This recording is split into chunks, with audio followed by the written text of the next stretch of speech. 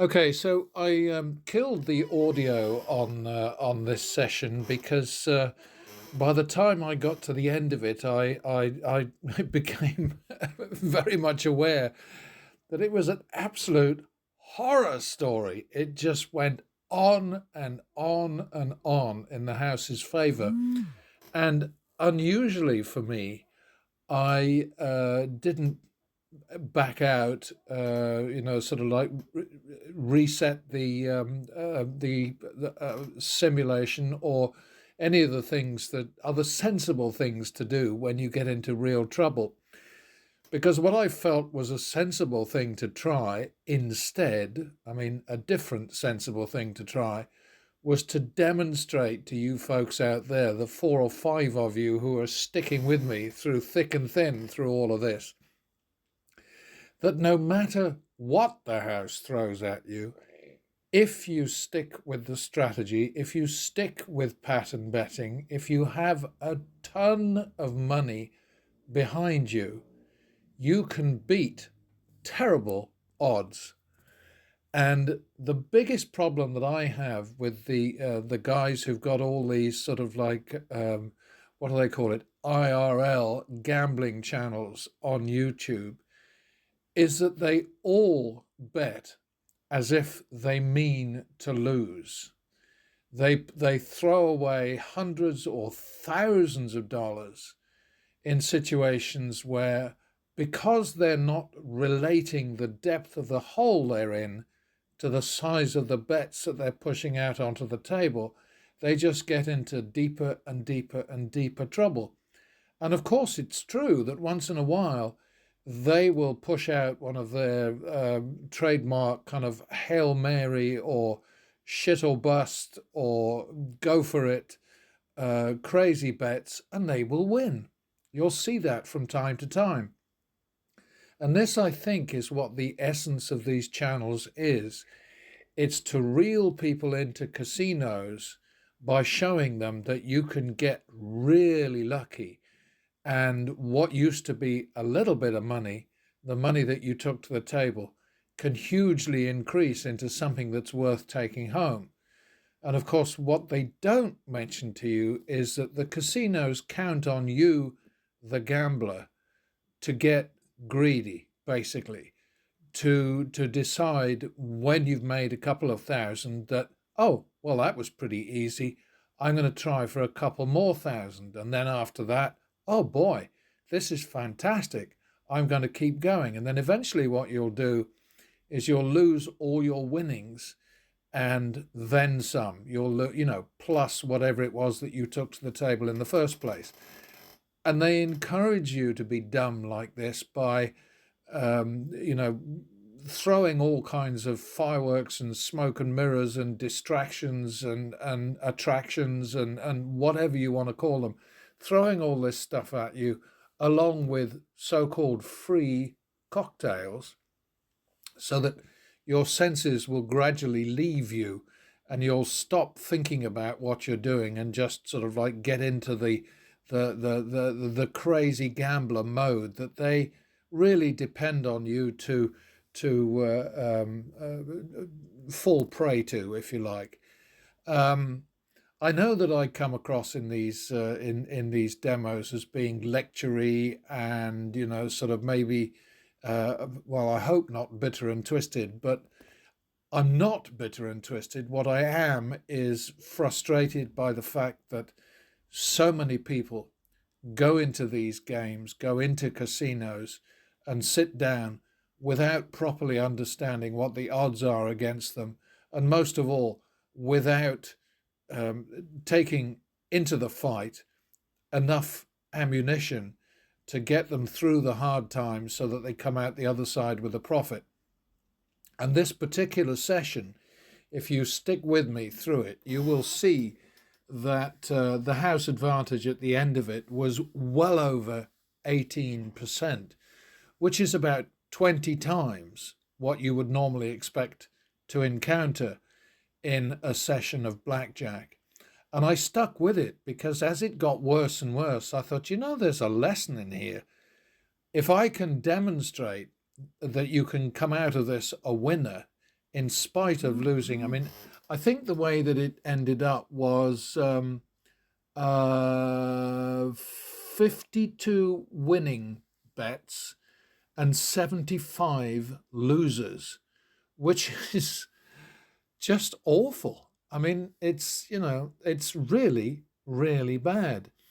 And yet we came out of it in the end with a profit of nudging towards $17,000, and the profit for us was about 14 or 15% of our total action.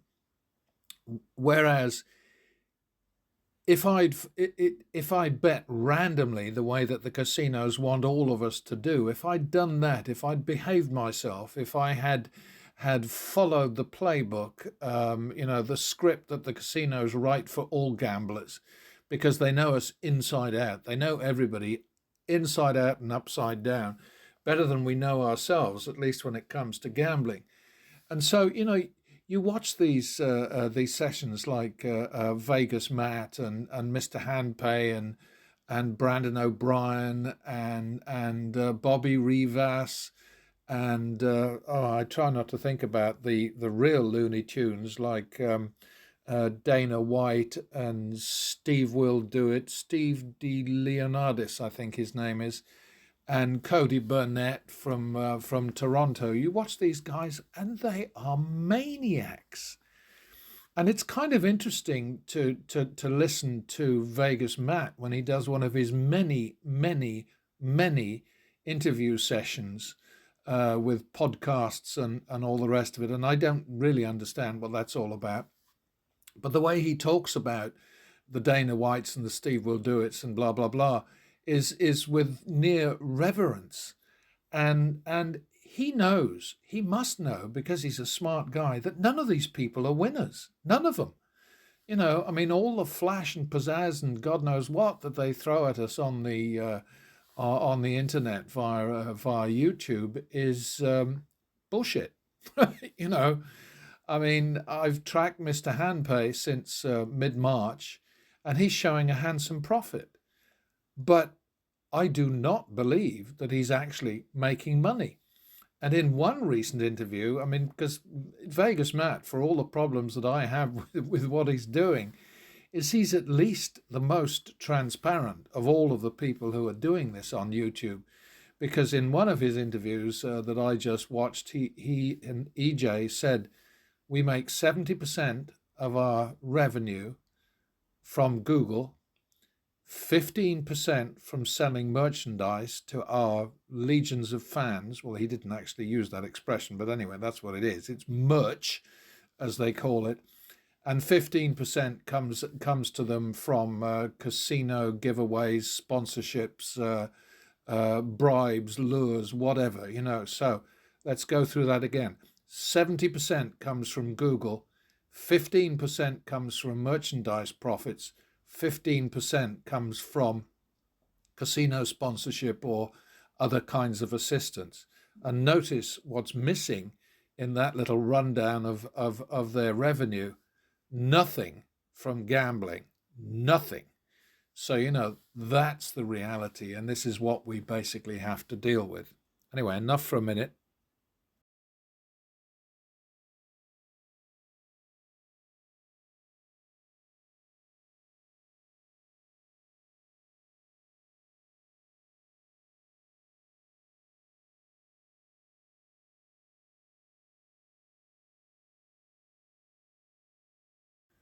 Okay, so I drew breath for a little while, but one of the many weirdnesses about doing this is that there are people out there who insist that a simulation like this one from the Wizard of Odds, or the other thing that I use frequently for baccarat, the Baccarat Win Pro platform.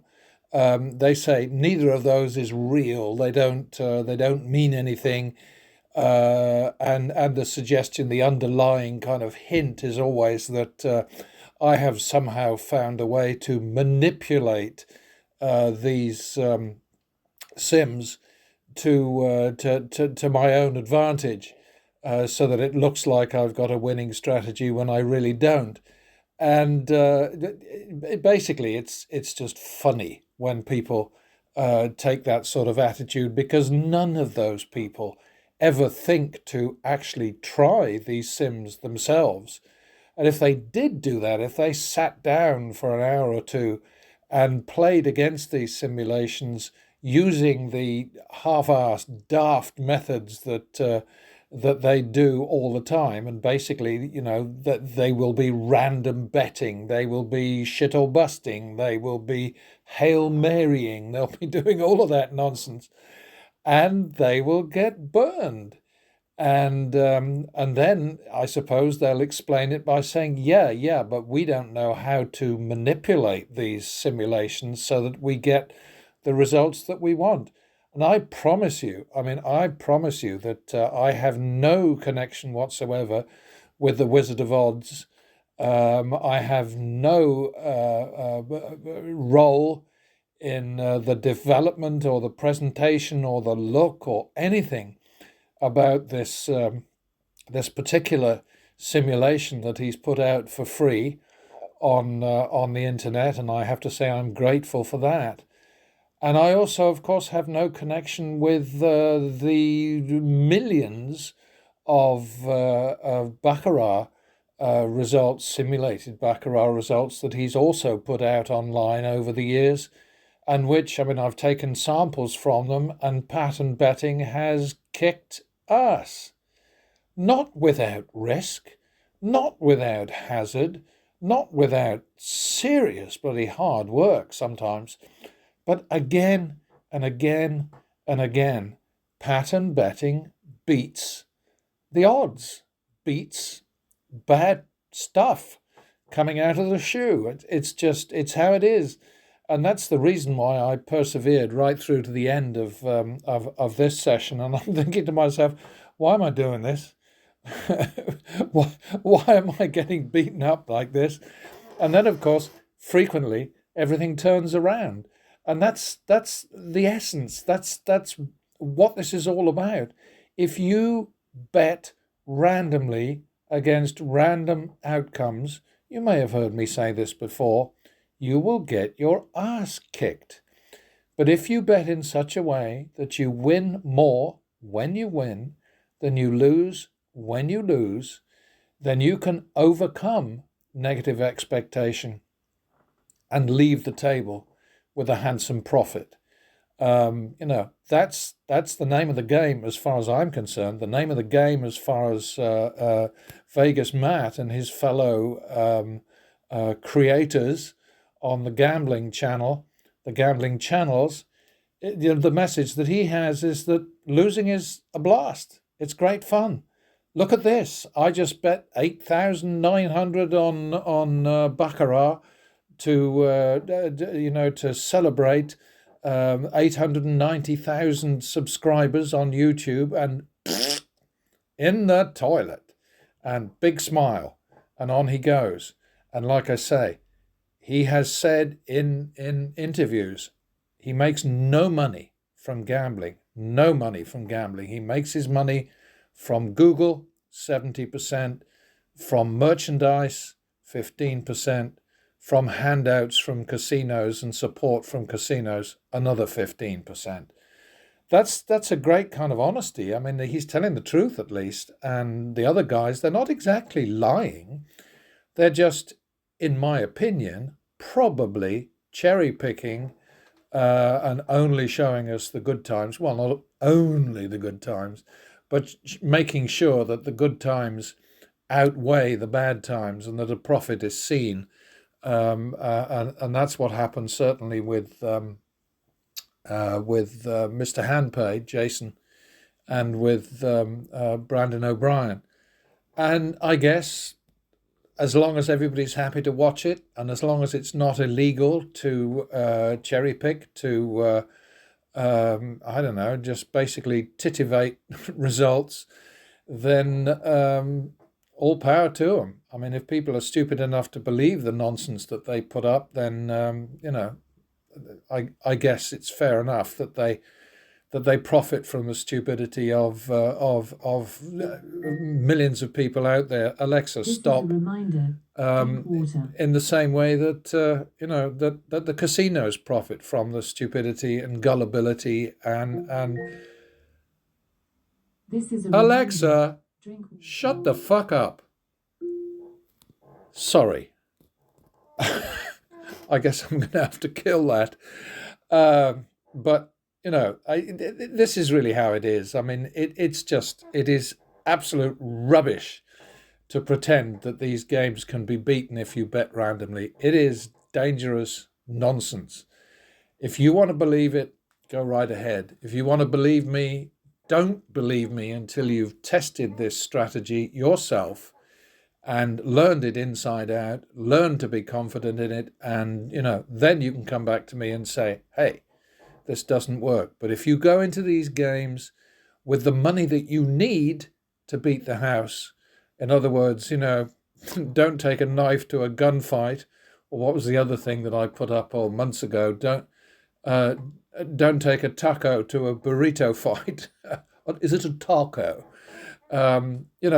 That's the thing. I mean, this is what people are doing all the time. They're not taking a knife to a gunfight. They're taking a toothpick to a gunfight and expecting to come out ahead. Can't happen. It can happen in the short term, but it sure as shit can't happen in the long term.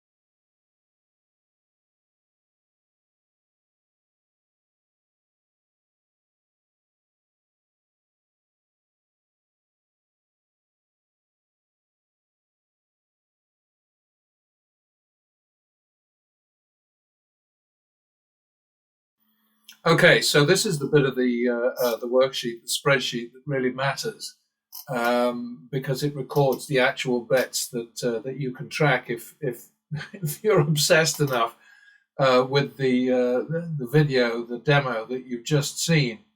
And it really is a horror story. I mean, what I do with these is that I look at the first 21 hands, and then the next 21 hands, and then the next, and it's a pure coincidence that it's 21.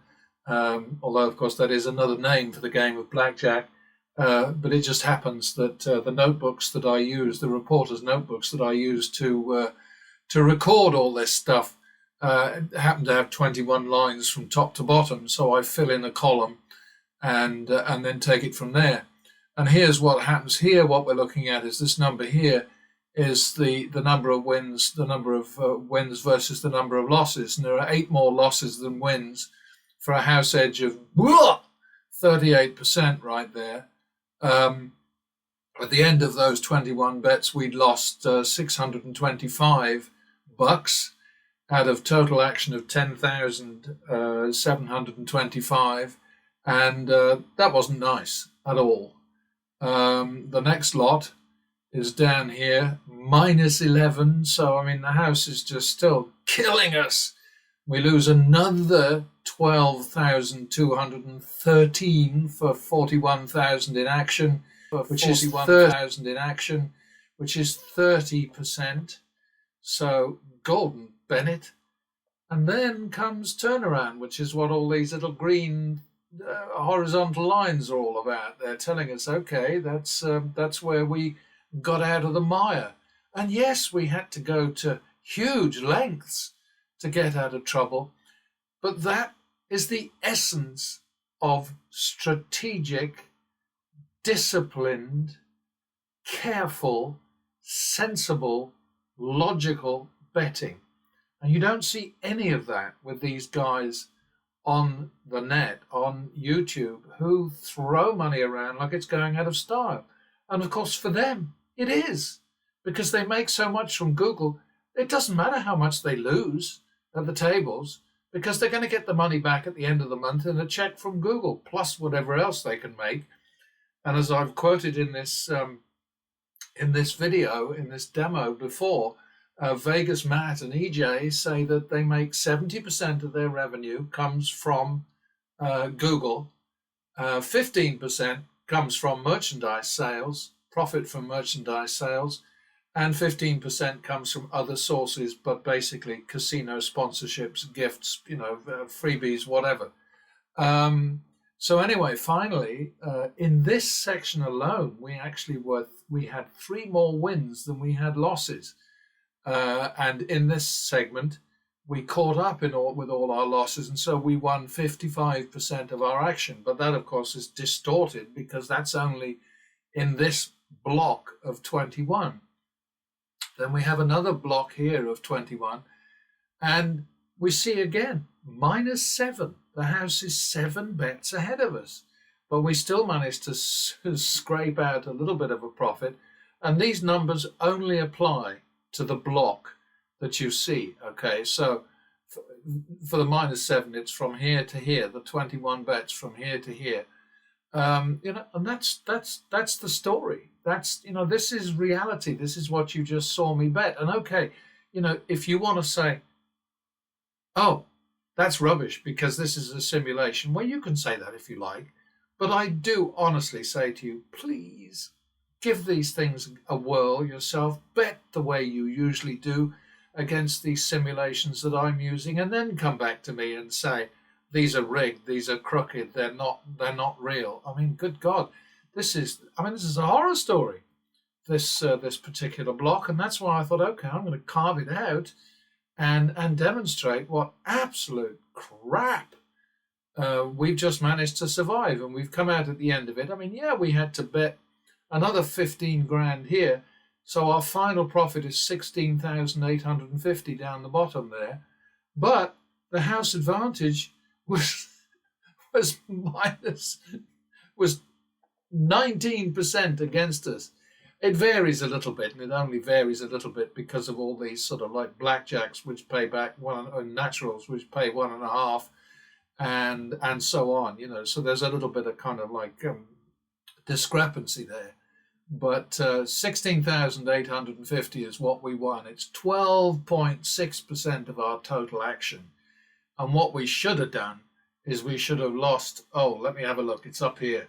124,000. If we'd bet randomly, we'd have lost 124,000. So that's this is truth, folks. That's all I can say to you. It's the truth.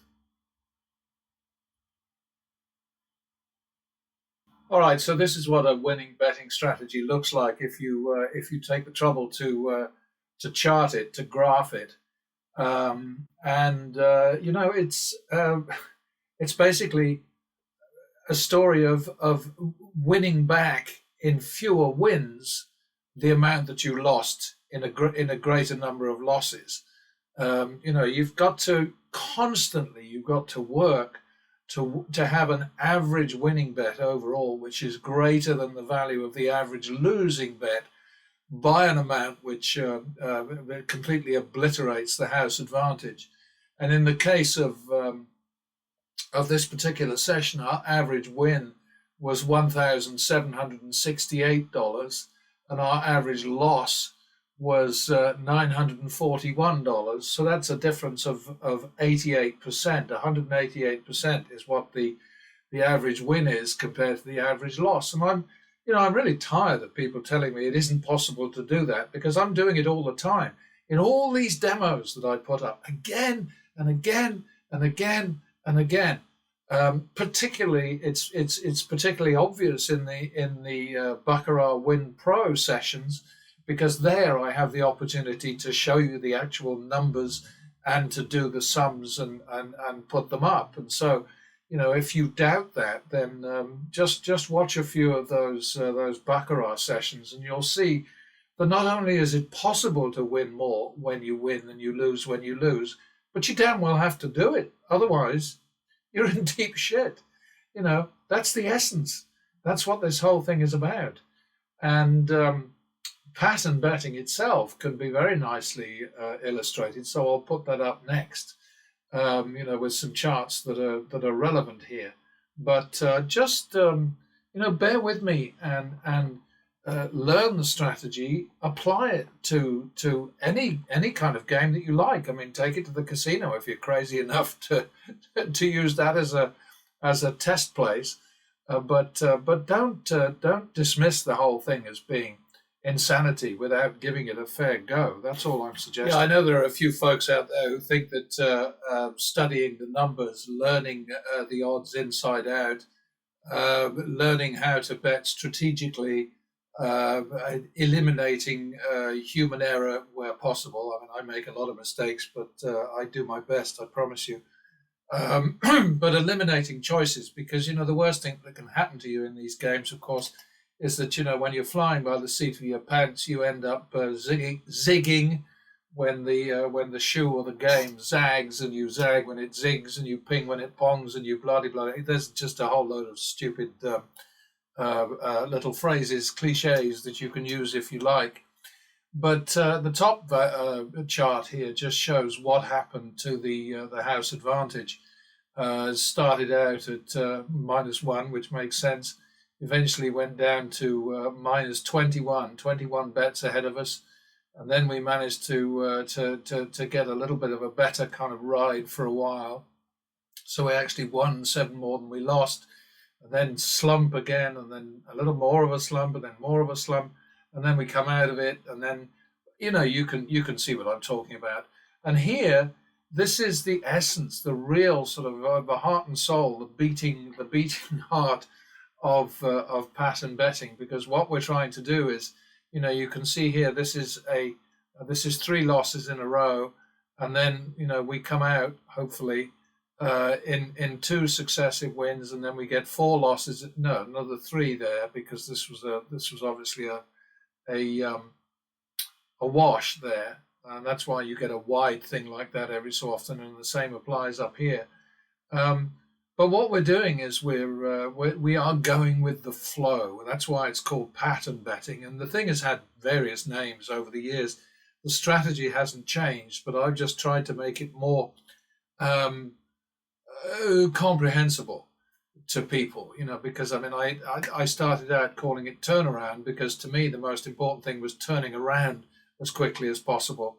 And then I was trying to get across the whole idea, which remains as important as ever, that once you get to your target, you drop back to a minimum bet. Don't be greedy. Just as soon as you get the profit that you need, the decent profit that you need after a skirmish, a battle, a bad series, or whatever, a fight, just then drop back to the minimum. And you can see here that, this shows you very dramatically that the red zones far outnumbered the green zones this time. They don't always, sometimes it's pretty much even. But this time it was hell, absolute hell on wheels, or hell at the table, or hell out of a shoe, or whatever you want to call it. It was dreadful. And we still came out with a profit at the end, and that's the name of the game for us. We're not greedy, we're not stupid, we're not doing any Hail Marys or shit or bust bets, or sort of last chance whatevers. I mean, I'm fascinated by Bobby Rivers because he will say, "Oh, I'm going to bet $1,000 this hand because why not?" And you want to say to him, "Hey, Bobby, why not?" Is because if you lose it, it's going to put you back even further, and it'll be even harder for you to get out of trouble. But what all these guys do is that they don't relate the target to the size of the bets that they're pushing out. So this is why I use the analogy about being in a 50-foot hole, and if somebody drops a 10-foot ladder down, it's not much good to you, is it? I mean, what you need is you need a 51-foot ladder to get out of a 50-foot hole, and that's what we're working for all the time. We are just working to to bet in such a way that we can get out of trouble in fewer wins than the number of losses that it took us to get into deep shit in the first place.